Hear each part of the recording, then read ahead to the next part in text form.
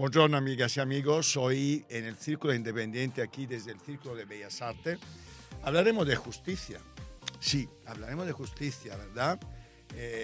Quizás uno de los ámbitos que para muchos hasta hace unos años eran poco conocidos, exceptuando cuando les tocaba, y ahora mismo en cambio parece que es el día a día, no solo de nuestra vida política, parece que todo está relacionado con problemas relacionados con la justicia.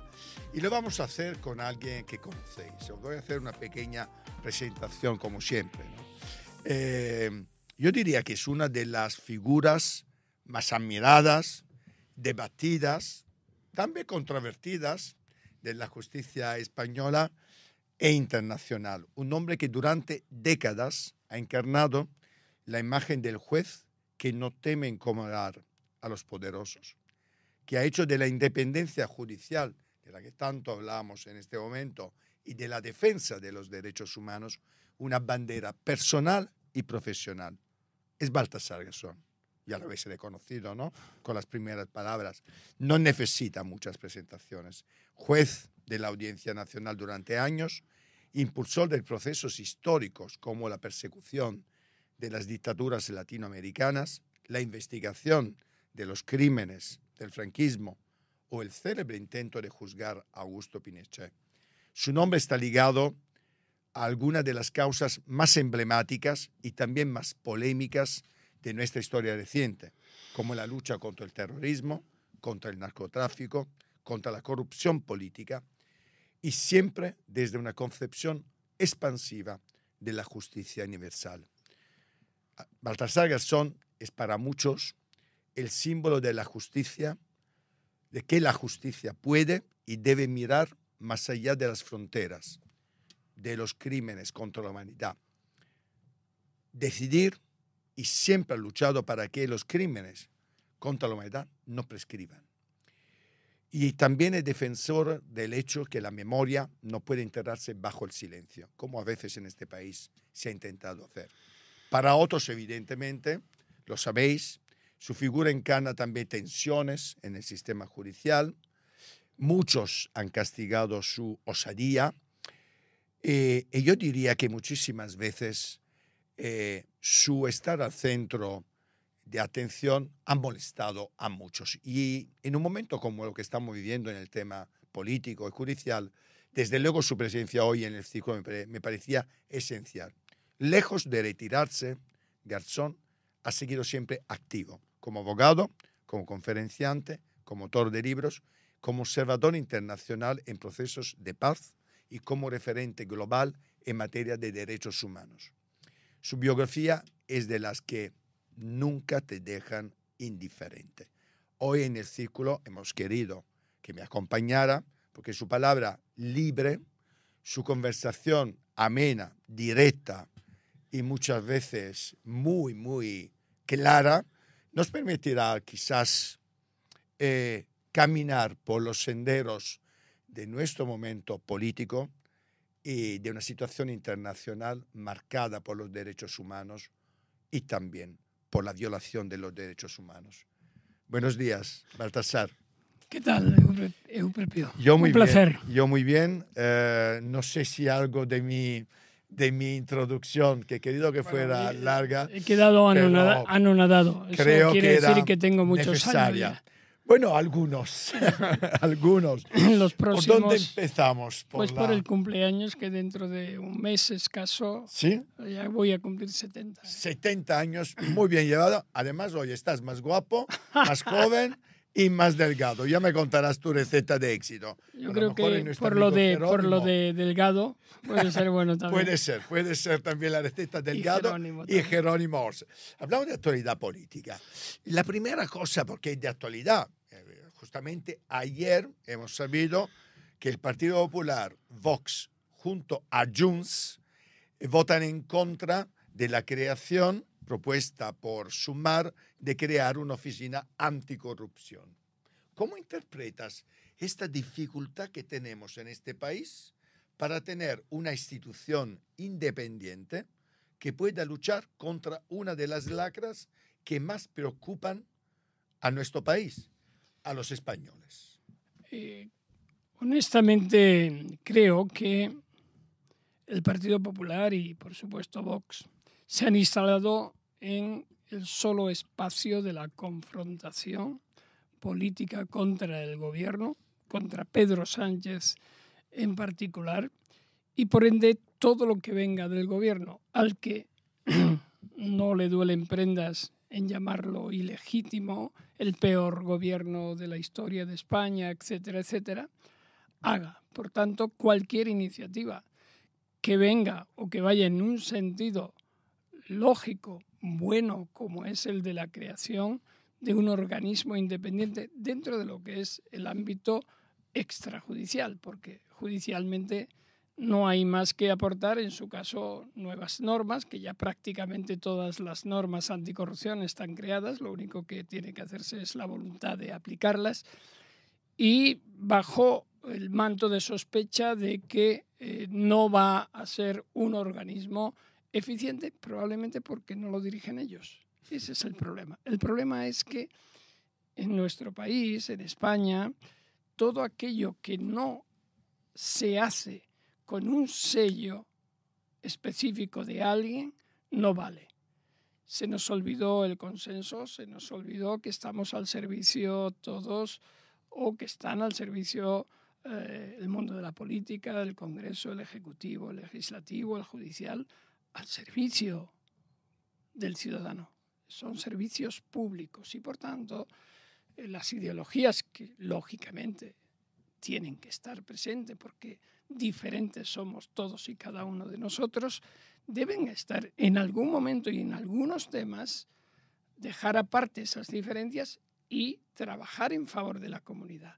Una agencia anticorrupción es buena con los mecanismos de control y contrapeso correspondientes, claro, porque nadie va a hacer una agencia independiente para que sea el lavacara del gobierno, porque después va a seguir con el siguiente gobierno y el siguiente. Por tanto, lo que hay que hacer es establecer unos mecanismos de control claros. Yo hace tiempo propuse en algún otro país en Latinoamérica la existencia de este mecanismo y dentro de alguna comunidad autónoma también propuse a la Agencia Específica Anticorrupción la existencia de estos mecanismos y contrapesos. Y creo que es una buena medida. ¿Por qué? Porque el ciudadano necesita confiar, por supuesto, en la justicia, pero también en las instituciones que nos gobiernan o que nos legislan. Y para controlar estas dinámicas es bueno esa creación de esa agencia, siempre y cuando se establezca con normativa clara, tajante, o blindada ante cualquier interferencia y que ejerza con independencia lo que es algo absolutamente necesario y que sería erradicar el mayor cáncer de la democracia, que es la corrupción. Antes he leído un poco cuál ha sido tu currículum, ¿no? Quién es el Baltasar Garzón que conocemos y también para los que no lo conocen. Si tuvieras que hacer un flashback, ¿no? Una revisión de tu vida, de tu carrera profesional, ¿cómo definirías tu vida profesional? Y todo lo que ha marcado tu vida, en lo bueno, lo malo, con todas las decisiones también políticas y judiciales que ha habido que han marcado tu vida. Siempre me he considerado un servidor público. Lo tengo muy claro. Yo estudié Derecho y quise ser juez.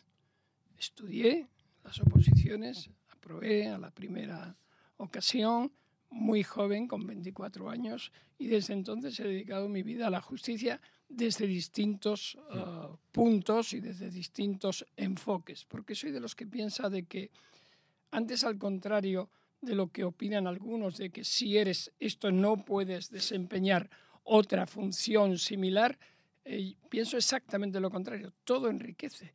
El acervo total es el que te da ese peso para poder seguir avanzando en una dinámica de protección de los derechos. Y en ese sentido, en cada uno de mis puestos, yo he procurado cumplir al máximo la máxima de ser un servidor público, en mi caso de la justicia. Es decir, tengo muy claro que el titular de la justicia es el pueblo, no el juez.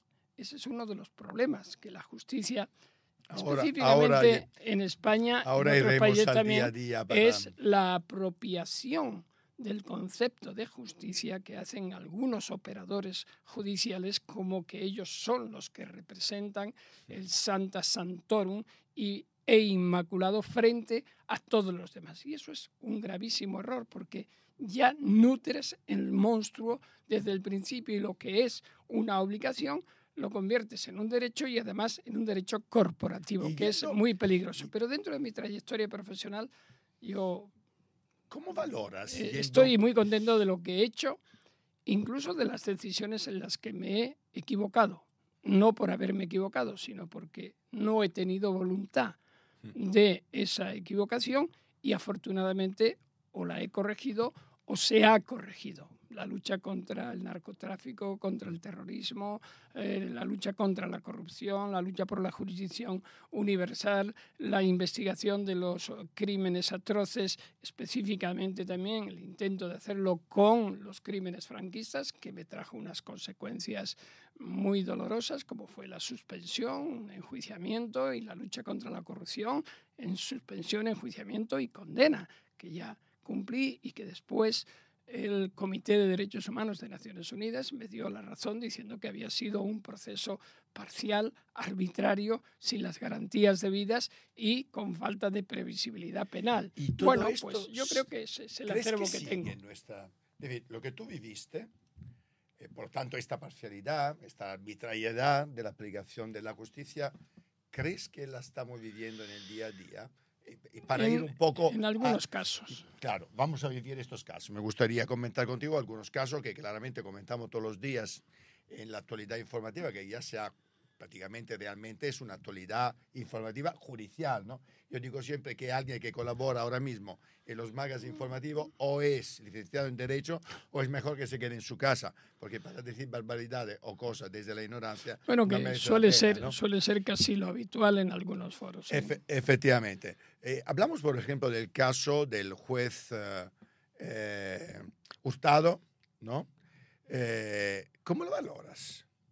Yo tengo que decir que para mí, y no es una pose, ni es una afirmación gratuita, la gran mayoría de los jueces españoles y de los fiscales y de los letrados de la Administración de Justicia y de los operadores judiciales hacen su trabajo día a día, mejor o peor, pero no con ninguna intención diferente a la que es el servicio público. Y he dicho antes, soy muy crítico con mis compañeros de profesión durante tantos años, pero también reconozco que la mayoría hacen su trabajo. Pero el hecho de que hagan la mayoría su trabajo no nos debe de impedir criticar cuando algunas decisiones judiciales o algunas instrucciones, instrucción ya sabes que es la investigación de una causa penal, que en España es por competencia de los jueces de instrucción, aunque ahora se pretende que sean los fiscales, y a mí me parece bien, me parece correcto. Sin embargo, parece que a la oposición para ya, nada. Porque la oposición, cuando viene del Partido Popular y del Partido Vox, de la extrema derecha, va cambiando en función de que estén en el poder o no estén en el poder, porque para ellos democracia es estar en el poder, y eso es muy grave. Por lo tanto, hablando de esta instrucción, ¿cómo la valoras? La instrucción de este señor. Evitando el nombre, pero es un caso evidentemente que afecta a la imputación, acusación y próximo juicio al fiscal general del Estado, Álvaro García Ortiz, por unos hechos que para mí, lo digo desde el comienzo de mi afirmación, no son delictivos ni se cumplen los requisitos de tipicidad que establece el Código Penal. Y mucho menos, aunque aceptáramos que la noticia que se conoció en los medios de comunicación, un correo de una persona investigada con la Fiscalía y su abogado y demás, pudiera ser un secreto que debería de guardarse, que ya veremos si hay ocasión para decir que no era ya tal secreto y por tanto no había que guardar absolutamente nada, y que el fiscal lo que hizo fue proporcionar los medios para desmontar un bulo, una falsedad y unas calumnias, que eso es importante, y estoy seguro que en el juicio Es de que tú hubieras se va hecho a lo ver, mismo. pero Si hubiera pasado algo así, ¿hubieras hecho lo mismo? Sí, porque el fiscal general lo que hizo fue cumplir con lo establecido, creo que es el artículo 4 del Estatuto Orgánico del Ministerio Fiscal, y una instrucción de 2005 en donde se establecen las pautas de que el fiscal, como en todas partes del mundo, no solamente en Estados Unidos, que se ve que inmediatamente que ha habido el asesinato de Kirk, pues sale el fiscal general, bueno, en este caso se adelantó el presidente Trump, para decir y exponer y decir lo que se está haciendo, pero en Bélgica, en Francia, en Italia siempre es así, ¿no? Y eso es lo que debe ser para informar a la opinión pública. Por tanto, a partir de ahí, el cumplimiento de una obligación legal nunca puede ser la base para una acción penal en contra de la persona. La interpretación de una norma debería de estar erradicada del concepto, en su caso, de prevaricación y en su caso de una publicitación de ese mensaje. Por tanto, si partimos de esta base, la instrucción que se ha llevado a cabo por el magistrado instructor del Tribunal Supremo ha sido parcial, ha sido desproporcionada. Ha habido resoluciones que se han adoptado como una entrada y registro en la Fiscalía General del Estado y en la Fiscalía Provincial de Madrid, con una extensión de 8 meses y luego a la semana siguiente reducida a una semana, y algunas otras decisiones que ponen en cuestión lo que una instrucción sumarial debe ser, y es que tienes que dar igualdad de armas, tienes que tener la proporción, nunca ir en contra y de forma predeterminada contra una persona concreta, estableciendo ya cuál es la responsabilidad, sino que esa tiene que derivarse de los hechos y de los indicios. ¿Y qué valoración haces, Baltasar, que he tenido que comentarlo esta mañana en la tele, del hecho que se pusiera una fianza nada más y nada menos de 150.000 euros, sumando a los 75.000 euros de fianza la multa?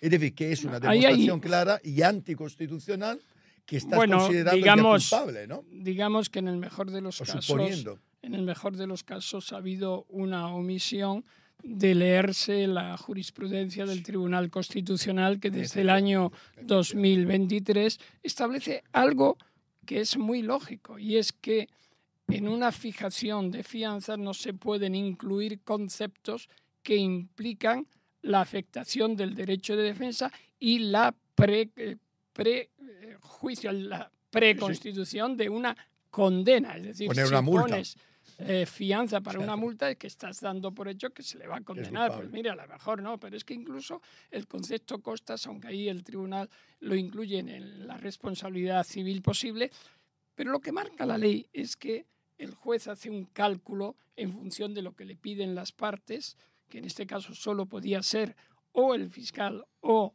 que va con la absolutoria, no acusa, y la acusación particular, porque las acusaciones populares no pueden pedir indemnización de este tipo. Entonces se hace un cálculo y ¿cómo hacer el cálculo de lo que vale el honor?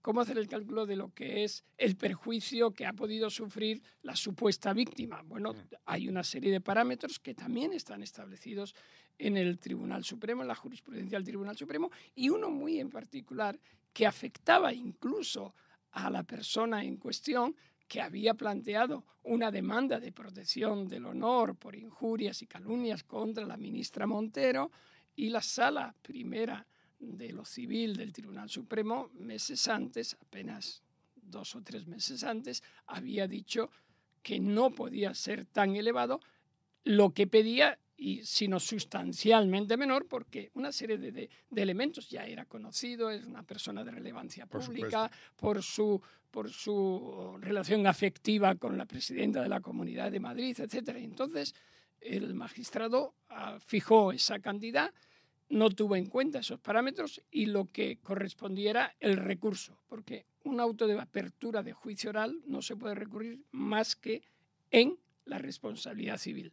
Evidentemente, cuando se ha publicado por los medios de comunicación, porque hoy día los medios tienen sus asesores legales inmediatos y te metes en la memoria del Tribunal Constitucional y te aparece de forma inmediata con la inteligencia artificial todo lo que hay sobre costas y sobre responsabilidad civil.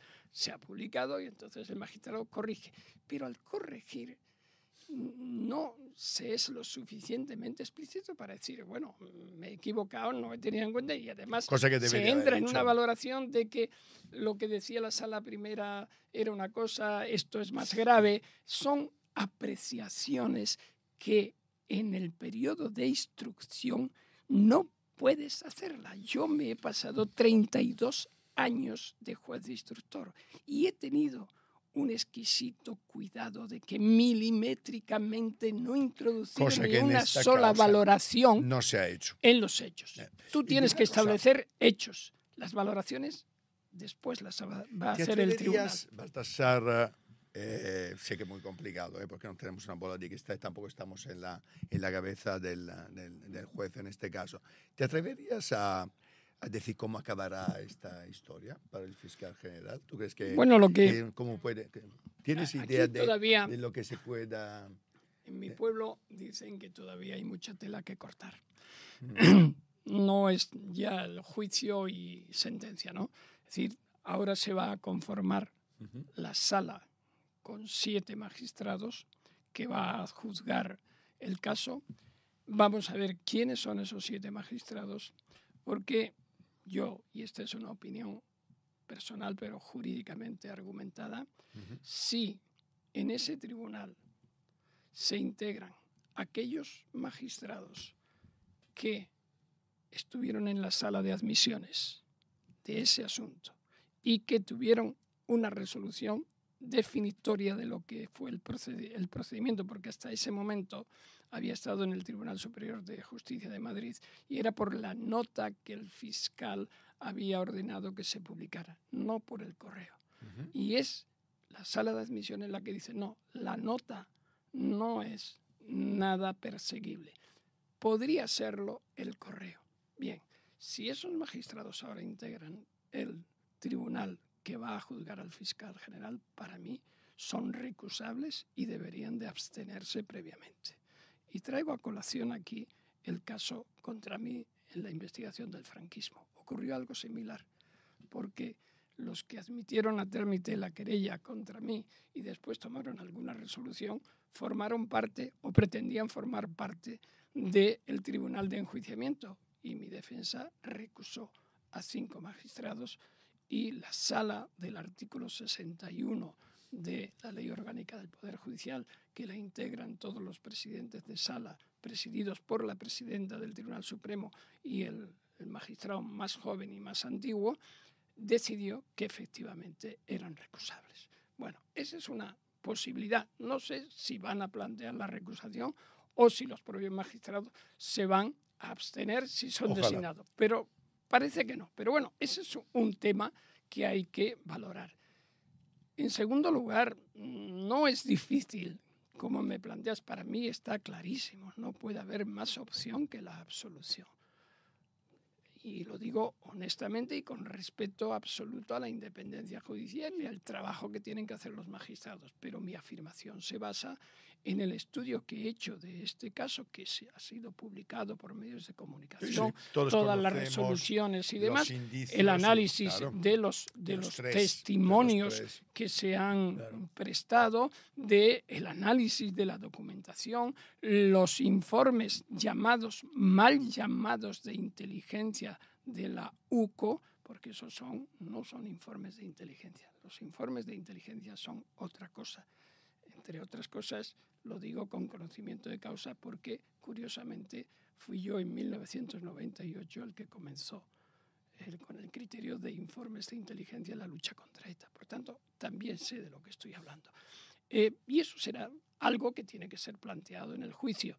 Pero luego es que en la instrucción el instructor tomó una decisión de no tener en cuenta testimonios de 6 periodistas que contradecían el criterio de imputación preestablecido contra el fiscal general del Estado.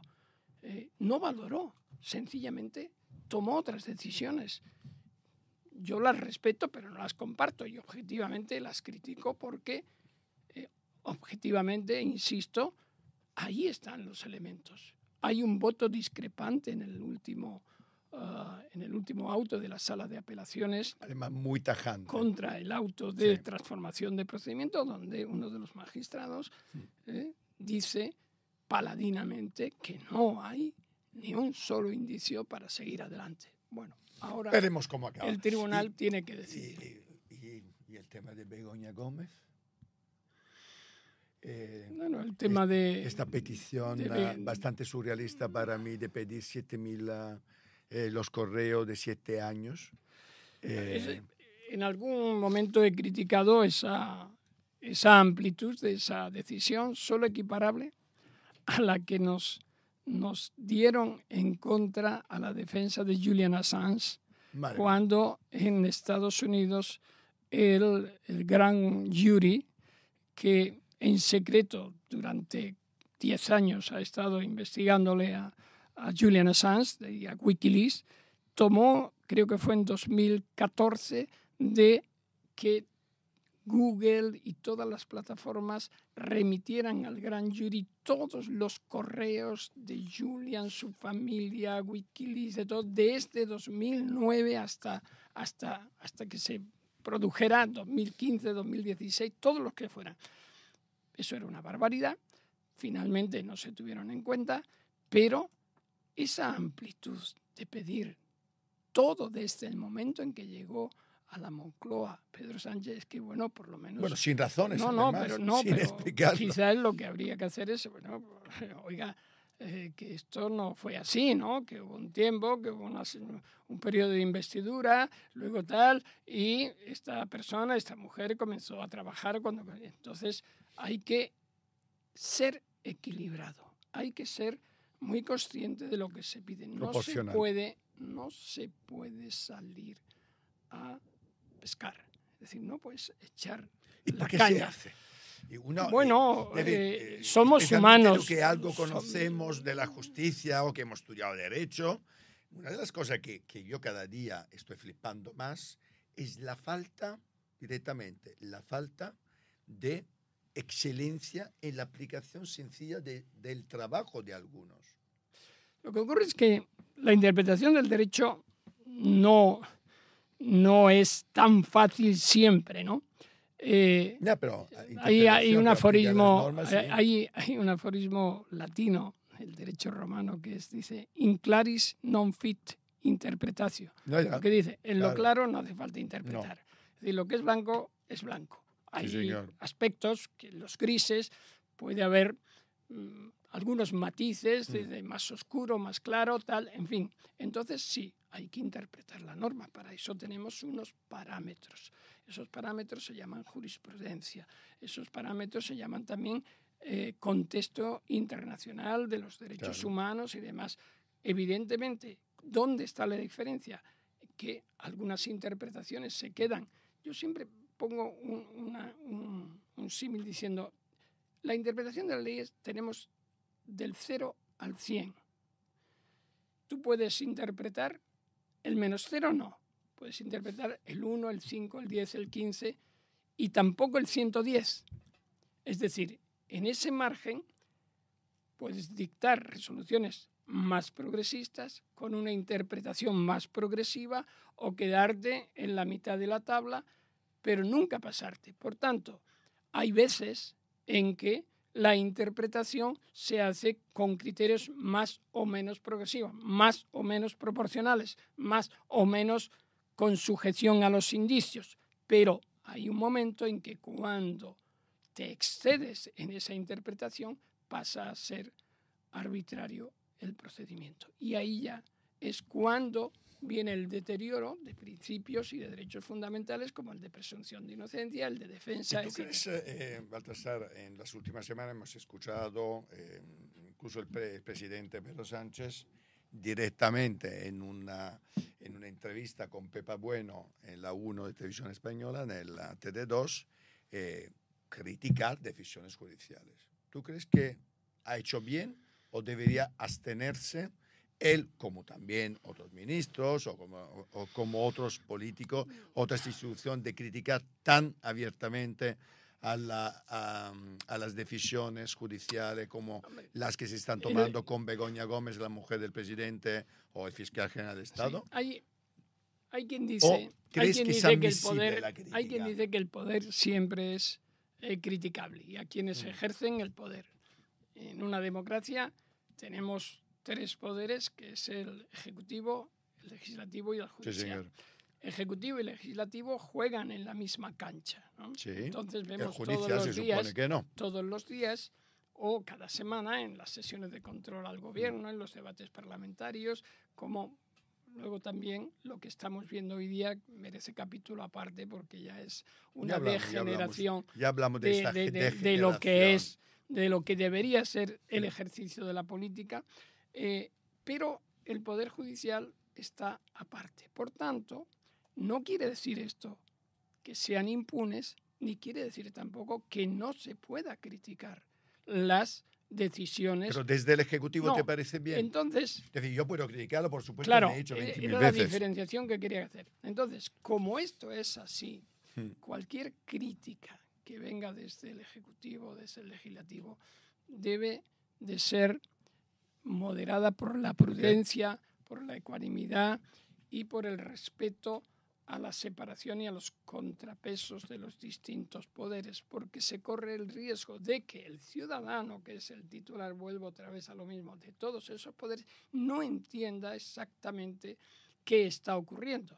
Entonces, a mí me parece bien que se critique las decisiones del Poder Judicial, pero según desde donde se haga, la moderación tiene que ser. Prudencia. Yo puedo criticar y asumo mi responsabilidad, pero yo soy Baltasar Garzón Real y ya.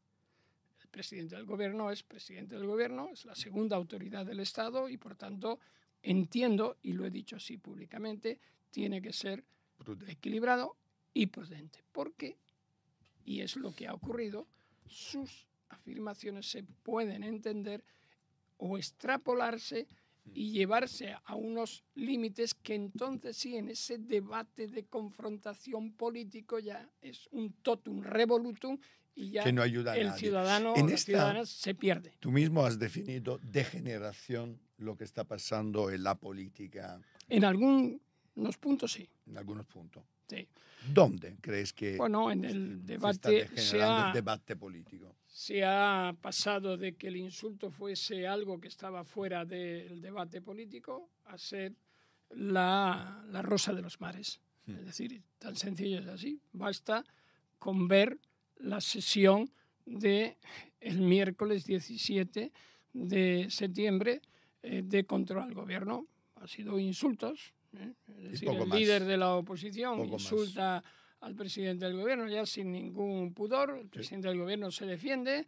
Hay otros, es decir, el debate es simple, torpe.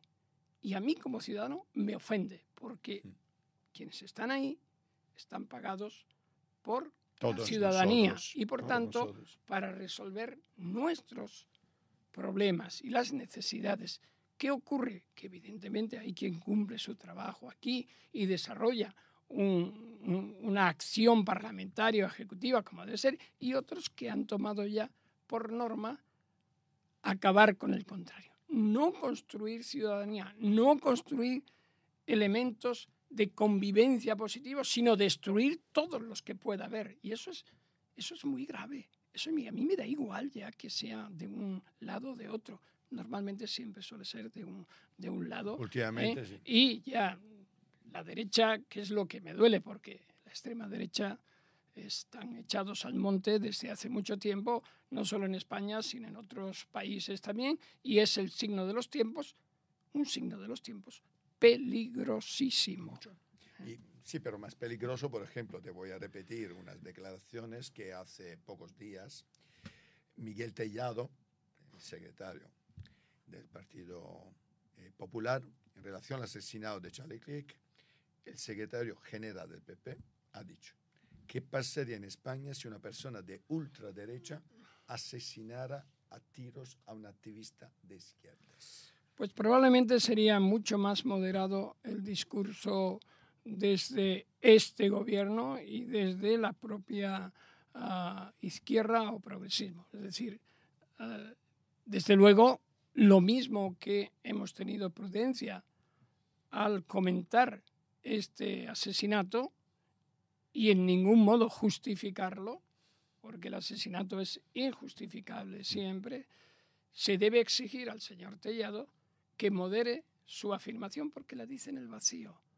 Y va conducido en esta misma dinámica a la que estaba haciendo referencia, a destruir al contrario. Pero es que, insisto, la destrucción del contrario pasa por la destrucción del tejido social, que es lo que a mí me preocupa, porque es lo que te hace separarte de la vida política, y separarse de la vida política ¿Qué es lo que está ocurriendo? es como cuando se decía que los jueces no se podían relacionar con nadie porque se contaminaban y tenían que estar en una especie de urna de cristal, que siempre esa urna o esa burbuja de cristal siempre incluía a las fuerzas vivas de la sociedad, ¿no? Es decir, al poder económico, al poder político, y a los que marginaban era el pueblo llano y soberano, ¿no?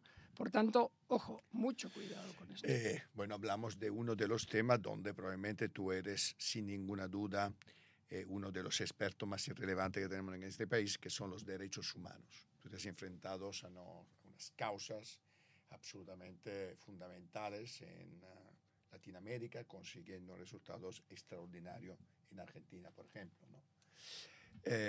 ¿Cómo valoras lo que está ocurriendo en Gaza? ¿Cómo valoras el genocidio en Gaza?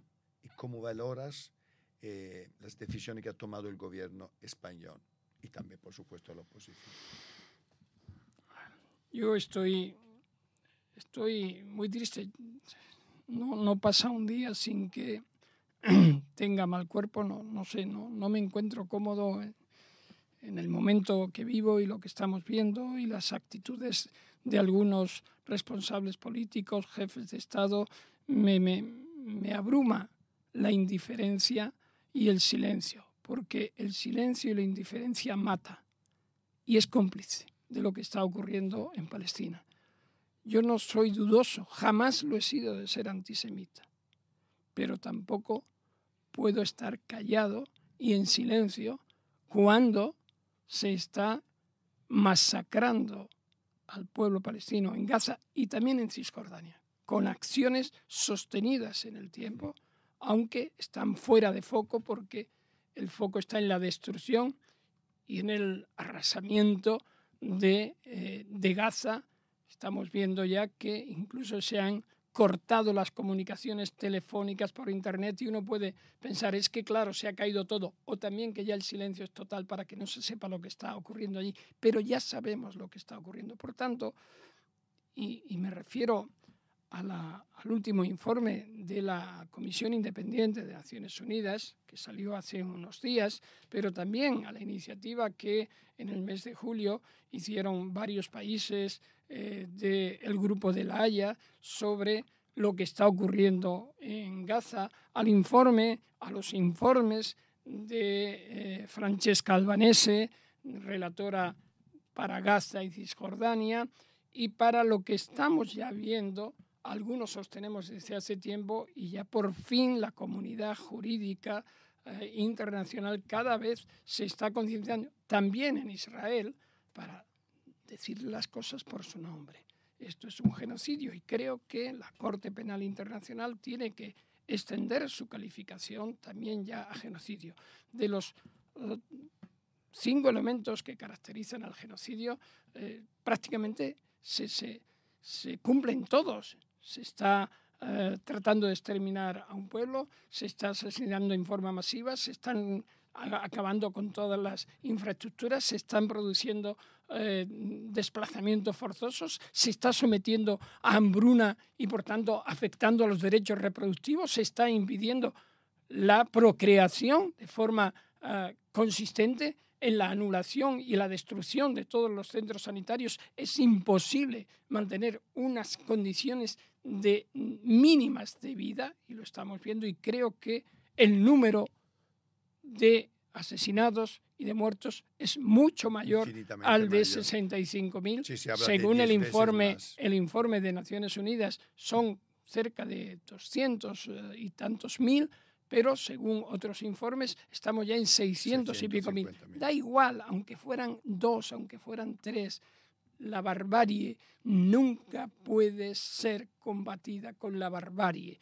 Y esto que comenzó con un atentado terrorista repudiable, perseguible, y que se deberá de seguir investigando hasta las últimas consecuencias en octubre, 7 de octubre ¿Qué pasó? de 2023, Porque creo que no sabemos todo lo que pasó. no justifica lo que está aconteciendo. Por tanto, yo creo que si las instituciones judiciales o las instancias de derecho internacional se quieren justificar en este momento histórico o pasar a ser absolutamente papel mojado, nada, inanes, como algunos, y en particular desde Estados Unidos, el presidente Donald Trump, pretenden hacerlo, tienen que tomar conciencia. Y no se puede en la Corte Internacional de Justicia esperar 5, 6, 7 años para decir que hubo genocidio o que no lo hubo. No. Hay que agilizar esos plazos, hay que ser conscientes de lo que está ocurriendo, hay que ser conscientes de que adoptaron medidas cautelares y no las cumple Israel. ¿Pero qué podemos hacer? Lo que podemos hacer es activar todos esos mecanismos. Lo que ocurre es que hay estados que no dan ese paso. Es decir, en algunos casos se han dado, como por ejemplo contra Rusia y la invasión de Ucrania, que era totalmente aceptable lo que se hizo y lo que se estaba haciendo, contra lo que se estaba haciendo por parte de Rusia, pero aquí no se hace. Y aquí es que hay un componente casi de culpa tradicional e inveterada que viene desde la Segunda Guerra. No es viene desde la Segunda Guerra. Por supuesto que es una excusa, pero es por buscar un porqué. No ya el ahora, sino en un porqué inicial. Nadie pensábamos que Israel, que surge como consecuencia de las atrocidades de la Shoah y del Holocausto y de la Guerra Mundial, Segunda Guerra Mundial, pudiera llegar a un punto en el que gobernantes como el señor Netanyahu, que lucha más por su supervivencia política en los procesos de corrupción que hay contra él, y una extrema derecha totalmente dislocada que no tiene ni pies ni cabeza más que el propio interés que están defendiendo, ultraortodoxo, no pensaba que pudiera llegar a esto. Pero está ocurriendo. Y como está ocurriendo, tenemos que poner en marcha todos los mecanismos. ¿Qué ocurre? Consejo de Seguridad de Naciones Unidas. No se atreven a llamar ni siquiera por el nombre jurídico lo que está ocurriendo, porque si lo hacen, Estados Unidos bloquearía. Pero, ojo, que no solamente es cómo se está llevando a cabo la masacre, cómo se está acabando con Ciudad de Gaza, ¿qué es lo que se está haciendo? Se está haciendo con armas, ¿verdad? Se está haciendo con soporte de muchas empresas. Empresas que están cooperando, empresas muchas que están suministrando armas. Por tanto, hay que accionar también contra esas empresas, establecer medidas contra las empresas que estén coadyuvando a esto. Contra Netanyahu, si llegara el momento. Bueno, hay alguna iniciativa ya en Europa que creo que merece la pena seguir para poner negro sobre blanco lo que está ocurriendo con esas empresas y iniciativas que se están llevando a cabo y que estamos trabajando, porque esto no puede seguir así. No. Aquí, como decía antes, el silencio y la indiferencia es cómplice. Sí, sin ninguna duda. Y yo sufro cuando veo el discurso de algunos líderes políticos madrileños o del Partido Popular y de Vox diciendo lo que dice. ¿Te refieres siendo al lo que hecho que la hizo. señora Ayuso ha dicho que Madrid el domingo se parecía a Sarajevo Bueno, o que éramos todos yo unos tengo, calle Borroca? yo tengo mis dudas de que la señora Ayuso supiera ni siquiera que Sarajevo Sí, está en efectivamente. Bosnia Y y que son que, musulmanes. y que sufrió un Porque, genocidio con sí, 14.000 claro, asesinatos y 2.000 claro, niños pero asesinados. musulmanes. Bosnia era Sí, musulmana, ¿eh? La parte, sí, yo creo no que no la sabía. Bosnia serbia, sino Sí. que y las masacres fueron en la parte musulmana. Entonces, a lo mejor si se da cuenta ya no lo diría más. Yo creo que ya no lo va a decir más. O sí, cualquiera, porque es Yo creo que inagotable, puede decir cualquier inasequible cosa. al desaliento. Pero lo que pasa es que hay que tener mucha prudencia porque por ganar votos no se puede hacer todo. Y yo respeto, yo tengo amigos judíos, israelíes, y tengo amigos en Palestina ahora mismo, gente que está allí. Pero eso no me hace cambiar mi posición. Y el que por eso me rechace, allá él. Pues Baltasar, ha sido como siempre un placer. Seguro que nos veremos pronto. Seguro. Porque en el círculo tú tienes tu casa y creo que desafortunadamente tendremos muchas noticias de actualidad que comentar. Queridos amigos, estoy seguro que habéis disfrutado de esta charla amena con Baltasar Garzón, hablando de temas que no nos gustan, la mayoría nada, pero creo que es necesario enfrentarse a ello con humanidad y también con, a veces, un poco de detalle, sin las prisas que muchas veces vemos cuando vemos otras noticias o cuando vemos las noticias. Desde aquí os saludo, nos vemos la semana que viene. Chao.